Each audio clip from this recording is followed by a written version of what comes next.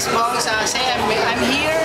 I'm here at the Carlo and Nuyen's wedding reception at Philippine Colombian Association.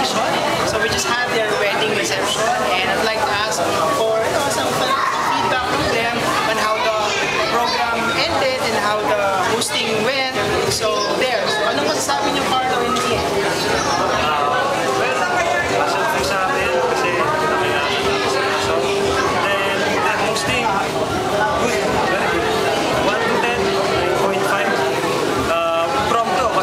First time ngayon na niya nalaman yung schedule, yung routine.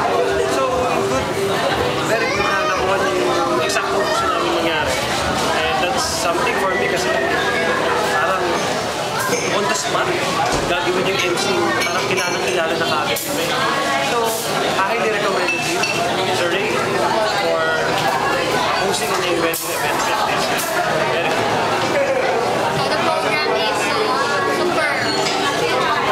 Kasi merong mga icebreakers. Kasi usually mga ganitong event, hindi magkakilala yung mga tao. Pero Ray means something, mag-react sila. And then, meron mga memorable moments. Like yung kasi yung parents. And then, we had the chance na mag-meet sa kanila. So, organize yung pagpapakain. Iko-plan ko yun. So, I really recommend events like this. Kasi, syempre, you have to be hassle-free and then less stress.